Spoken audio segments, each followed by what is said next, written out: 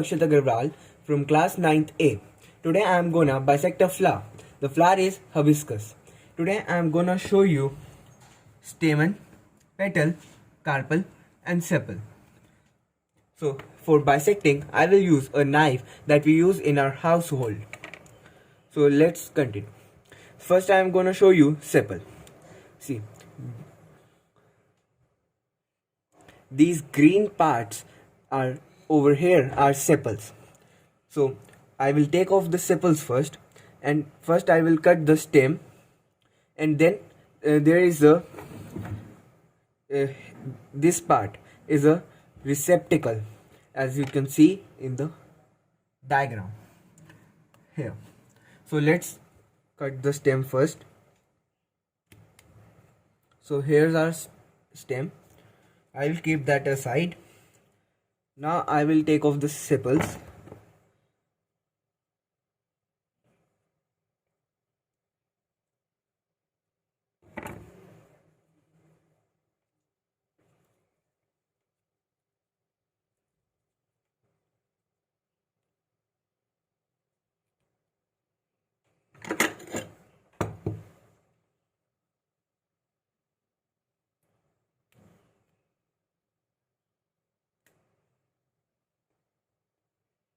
So here are our sepals. As you can see, these are green leaf-like particles that are called sepals. They hold the petals in place. So now we are done with sepals. Now I am gonna show you petals. As you can see, this bright pink color flower things over here are petals. This pink color comes from chromoplasts. Their function is to attract insects so that they come for the nectar, and the pollen grains get stick to the body so that pollination could be done easily. These bright pink color flowers, you will see them very like they are in a large number, but whereas the flowers like of blue colors are very rare because insects do not attract towards them very often, but they are rarely attracted to them, whereas the pink color attracts them more.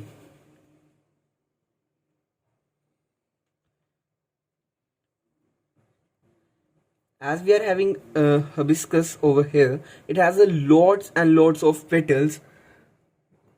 So it would take you also some time to get off them.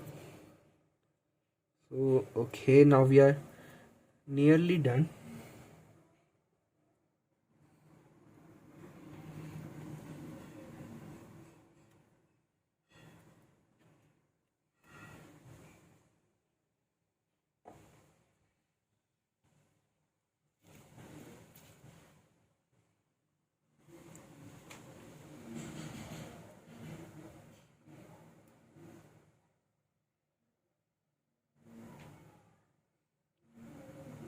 Okay, so after taking off all the petals, we are left with this these things. So now as we are done with the petals, we'll move forward to the carpel. Carpel consists of three things: stigma, style and ovary. Okay, so this small one is the stigma, carpel. So okay, so these red things here, as you can see, are the stigma, and this long tube-like thing is a style. And over here you could see it's bit larger, or you can say swollen. Here we have the ovary. Okay, so now I will first cut off the stigma. Here we have the stigma. Then I will cut off the style. And the last part left is the ovary. So I will try to bisect and show you ovules but it's very difficult to see ovules in such a small ovary, and sometimes they are not even formed. Okay, as you can see here,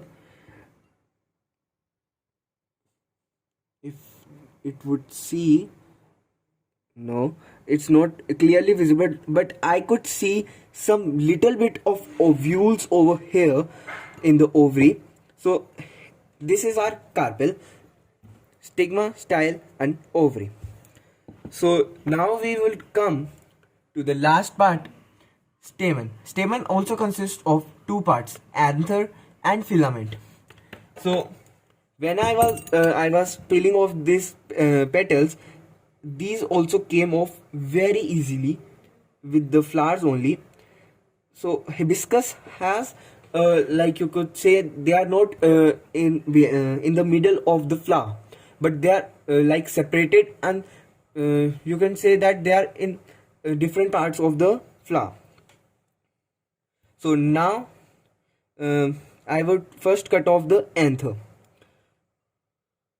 So these yellow color things, as you can see here, are the anther. So let's first cut off them from all the filaments.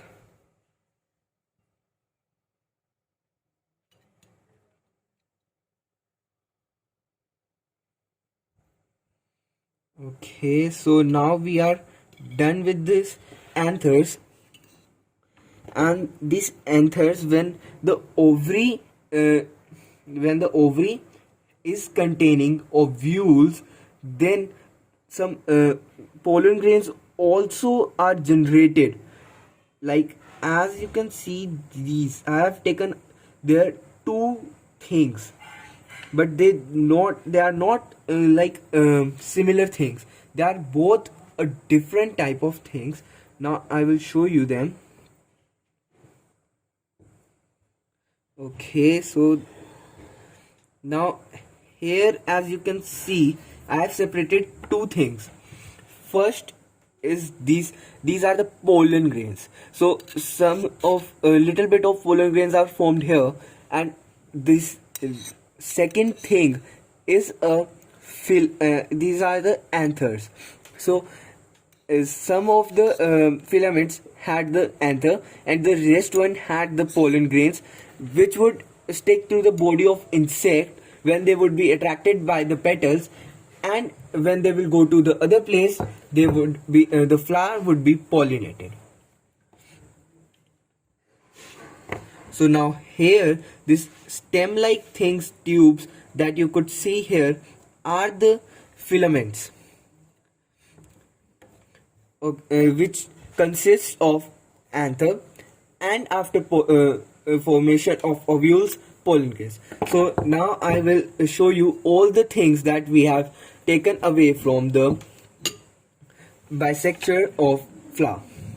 So I will keep one of each of them in a separate plate. So we have some of them are here. These are the parts of carpel, stigma, style, and ovule containing ovary containing ovules. So, and these, here comes the stamen, which consists of filament, and we have here anther